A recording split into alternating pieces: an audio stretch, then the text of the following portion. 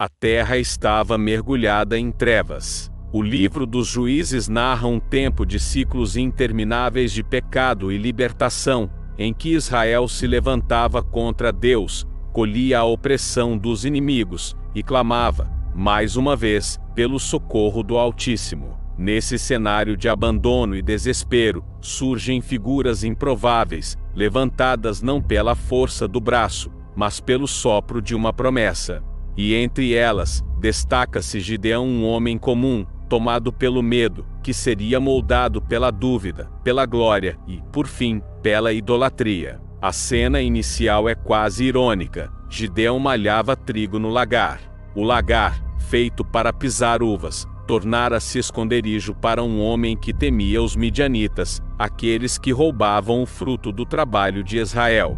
O trigo, colhido às pressas, era escondido para que não fosse levado. Ali, na sombra de um tanque escavado na terra, Gideão revelava não apenas sua fraqueza, mas também a condição espiritual de sua nação, escondida, oprimida, insegura, sem esperança. Foi nesse espaço de miséria que o anjo do Senhor se apresentou a ele. A saudação ecoa quase como um sarcasmo aos ouvidos humanos. O Senhor é contigo, homem valente. Valente? Gideão não parecia ver coragem em si mesmo. Ele respondeu não com fé, mas com desabafo. Se o Senhor é conosco, por que tudo isso nos sobreveio? Onde estão as maravilhas de outrora? Quando o Senhor tirou nossos pais do Egito? Era a voz de uma geração cansada, que conhecia histórias de milagres, mas não experimentava a presença viva de Deus. A dúvida não nasceu em Gideão naquele instante.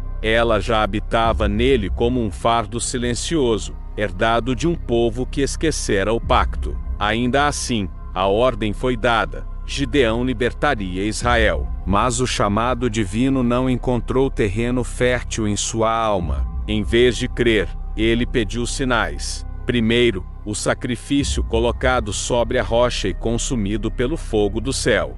Depois, a lã, ora seca, ora molhada, conforme sua exigência. A cada prova, Gideão revelava não sua astúcia, mas sua insegurança. Era como se precisasse acorrentar Deus em experimentos para, enfim, ousar acreditar.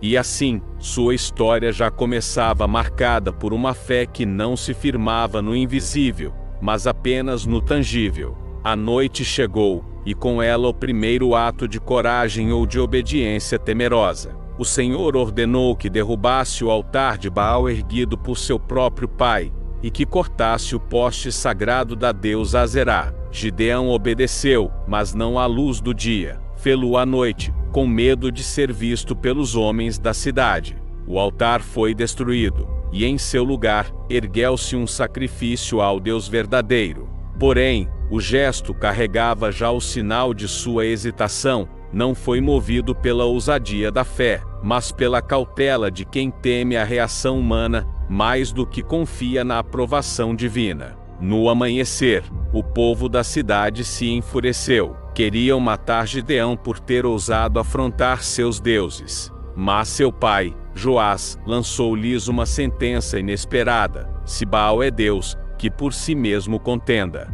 Assim, Gideão recebeu um novo nome, Jerubbaal, que Baal contenda contra ele. Era um título que parecia carregar a marca de vitória espiritual, mas que, ironicamente, já anunciava a tensão entre Gideão e os ídolos. Ele derrubara altares, mas ainda não havia vencido o ídolo secreto, que se erguia em sua própria alma: a dúvida. Gideão desponta, então, como um herói relutante. Sua jornada começava não com a confiança plena, mas com hesitação. O libertador escolhido por Deus não era um gigante de fé, mas um homem trêmulo, escondido e inseguro. No entanto, a misericórdia divina se inclinava sobre ele, pois por detrás do medo havia um plano maior: mostrar que a salvação não procede do número de soldados, nem da força dos braços, mas do poder de um Deus que se compraz em usar o fraco para confundir o forte. Mas essa mesma fragilidade que se tornava instrumento nas mãos do Altíssimo, também seria a semente de sua ruína, pois quem começa duvidando, mesmo quando vitorioso, corre o risco de transformar sua própria glória em um novo altar de idolatria. Gideão, o homem que derrubou o altar de Baal, seria o mesmo que ergueria outro, dourado, enfeitado, irresistível aos olhos e fatal para a alma de seu povo. Assim começa sua marca, não como o guerreiro glorioso, mas como o frágil escolhido que fez da dúvida o alicerce de sua jornada. O Senhor, que outrora ouvira o clamor de Israel, levantou em Gideão um libertador improvável. Ele, que antes tremia diante da tarefa de destruir os ídolos de seu próprio pai, agora se via diante de um exército inimigo incontável, comparado à areia do março. Contudo, não seria pela força humana que a vitória viria, mas pelo sopro invisível do Deus que humilha os poderosos e exalta os fracos. Gideão convocou homens de Israel, e milhares responderam. Mas o Senhor, em sua estranha pedagogia, não desejava multidões. Ele sabia que o coração humano é rápido em atribuir a si mesmo a glória, que pertence somente ao Altíssimo. Assim, dos milhares, restaram apenas 300 homens escolhidos, não pela força dos braços, mas por um gesto singelo junto às águas, revelando que a escolha de Deus caminha por caminhos insondáveis. A noite caiu sobre o acampamento dos midianitas, e o Senhor ordenou que Gideão avançasse. Armados não com espadas flamejantes, mas com trombetas, cântaros e tochas ocultas, os 300 desceram como sombras. Quando o sinal foi dado, as trombetas ecoaram, os cântaros se quebraram e as tochas brilharam em meio à escuridão. O terror de Deus caiu sobre os inimigos, que, em confusão, se voltaram uns contra os outros. Assim, os 300 venceram uma multidão incontável não pela força, mas pelo pavor que o Senhor lançou no coração dos adversários. Eis que Israel celebrou. O medo cedeu lugar ao triunfo. Gideão, o tímido, o que pedira sinais com o orvalho e o velo, agora era exaltado como herói, como escolhido. O eco das trombetas tornou-se o eco de sua fama. O libertador que começara em humildade agora provava o doce e traiçoeiro sabor da glória. Mas junto à vitória, nascia também a semente da tentação. O povo clamava por um rei, e os olhos se voltavam para Gideão. Ele recusava o título em palavras, dizendo: "O Senhor é quem vos governará." Mas dentro de si, a honra, o poder e a lembrança da vitória queimavam como brasas que não se apagam.